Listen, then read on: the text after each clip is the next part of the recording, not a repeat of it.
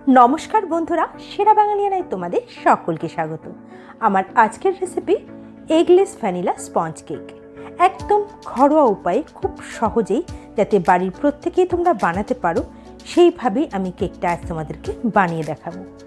খেতে কিন্তু অসাধারণ হয়ে থাকে। একবার বানালে বাড়ির প্রত্যেকে কিন্তু বারবার বানানোর রিকোয়েস্ট জানাবে। আমি এগ ছাড়া কেকটা বানিয়েছি, তবে এগ দিয়েও এই একইভাবে কিন্তু কেকটা বানানো যায়। তার জন্য স্টেপ বাই স্টেপ আমি যেগুলো বলে দেব সেইগুলো ফলো করলেই কিন্তু তোমরাও এইরকমই ভ্যানিলা কেক বানিয়ে ফেলতে পারবে। তাহলে চলো এর জন্য ভিডিওটা একবার কমপ্লিট দেখে নেওয়া যাক।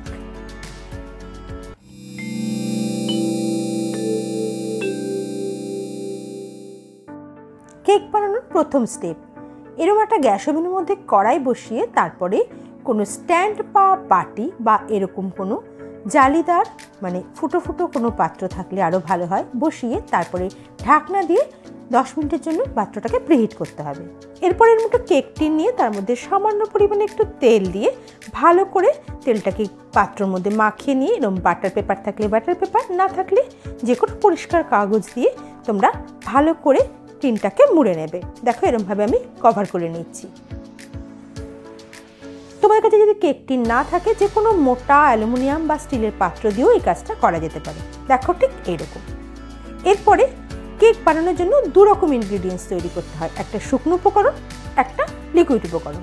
শুকনো উপকরণের জন্য দেখো প্রথমে আমি ময়দা নিলাম 1 কাপ, আর ভ্যানিলা কাস্টার্ড পাউডার নিয়ে নিচ্ছি 1/2 কাপ। এটা জাস্ট ভ্যানিলা ফ্লেভারটা ভালো আসার জন্য আর কালারের জন্য নিলাম। আর 1 টিস্পুন নিলাম বেকিং পাউডার আর 1/2 টিস্পুন নিলাম বেকিং সোডা।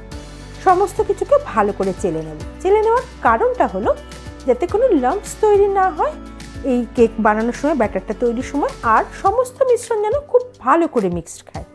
তার জন্য তোমরা চাইলে 2 বারও চেলে নিতে পারো। এরপরে আমি লিকুইড ব্যাটারটা তৈরি করব। এর জন্য আমি টক দই, একদম ফ্রেশ টক দই নিচ্ছি 1/3 কাপ, আর ঠিক ততটাই নিতে হবে মিল্ক মেড।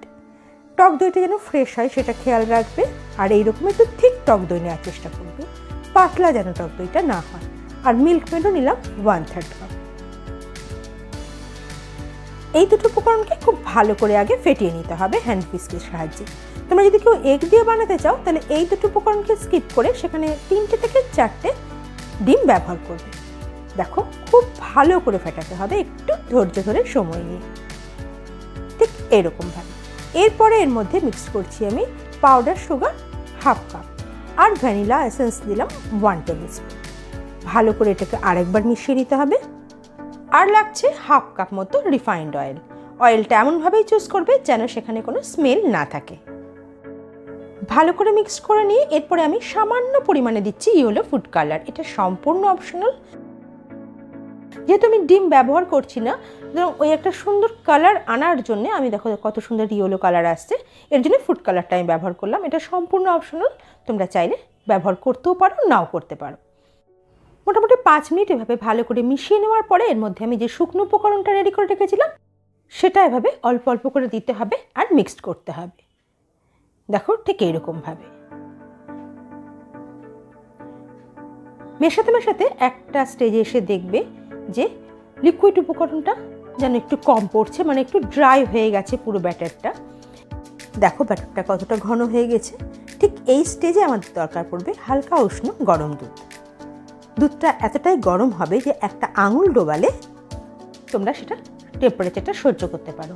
এইরকম গরম দুধকে ধীরে ধীরে, দেখো ঠিক এই স্টেজে দেখো একটু শুকনো লাগছে ব্যাটারটা, ঢালতে হবে। একবারে কিন্তু কখনোই ঢালা যাবে না দুধটা। এরকমভাবে 2 চামচ করে 2 টেবিল স্পুন করে আমি দুধ দিচ্ছি আর মিক্সড করতে হবে। লক্ষ্য করতে হবে যেন ওপর থেকে ব্যাটারটা ফেলার সময় রিবনের মতো করে ব্যাটারটা পড়ে। ব্যাটারের ঘনত্বটা ঠিক সেই রকম হতে হবে। দেখো আমাদের ব্যাটারটা এবার রেডি।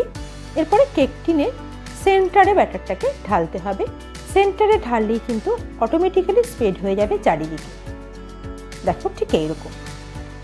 এরপরে আলতোভাবে 2 বার ট্যাপ করে নেব। এরপরে আগে থেকে প্রিহিট করতে দেওয়া কড়াইয়ের মধ্যে কেক টিনটাকে খুব সাবধানে বসিয়ে দিতে হবে। ভীষণ গরম রয়েছে কড়াইটা এখানে। এরপরে ঢাকা দিয়ে 40 থেকে 45 মিনিট গ্যাসের ফ্লেমকে একদম লোতে রেখে অপেক্ষা করতে হবে। 45 মিনিট পরে আমি দেখো সেন্টারে একটা ছুরি গেঁথে নিয়ে দেখিয়ে দিচ্ছি। দেখো পুরো ক্লিন বেরোলো ছুরিটা, মানে আমাদের কেক একদম তৈরি হয়ে গিয়েছে। এবার সাবধানে কেকটাকে উঠিয়ে নিয়ে এসে একটা কিচেন টাওয়ালের সাহায্যে এরভাবে চাপা দিয়ে অপেক্ষা করতে হবে ঠান্ডা হওয়া অবধি। ঠান্ডা হয়ে যাওয়ার পরে দেখো অটোমেটিক্যালি কেকটা কিন্তু বেরিয়ে চলে আসবে টিন থেকে, কোনো রকম ঝামেলা ছাড়াই। এরপরে বাটার পেপারটা দেখো কত ইজিলি উঠে চলে আসছে। দেখো কেকের পেছনটা কত সুন্দর হয়েছে, একদম আমাদের পারফেক্ট স্পঞ্জ কেক কিন্তু ভ্যানিলা ফ্লেভারের রেডি। তাহলে তোমরা কবে এইভাবে বাড়িতে কেক বানাচ্ছ এবং বাড়ির সকলকে খাওয়াচ্ছ আমাকে কমেন্ট করে জানাও। যদি রেসিপিটা ভালো লেগে থাকে তাহলে অবশ্যই একটা লাইক করো, আর বন্ধুদের সাথে কিন্তু শেয়ার করতে ভুলো না। যদি আমার চ্যানেলের নতুন বন্ধু হও তাহলে চ্যানেলটাকে সাবস্ক্রাইব করার অনুরোধ রইল। পাশে থাকা বেল আইকনটিকে প্রেস করে দিয়ে অবশ্যই অল নোটিফিকেশন অন করে দিও, যাতে আমি চ্যানেলের নতুন কোনো রেসিপি নিয়ে আসলে সাথে সাথে তার নোটিফিকেশন তোমাদের কাছে পৌঁছে যায়। তাহলে আজ এই পর্যন্তই। তোমরা সকলে ভালো থেকো, সুস্থ থেকো। ধন্যবাদ।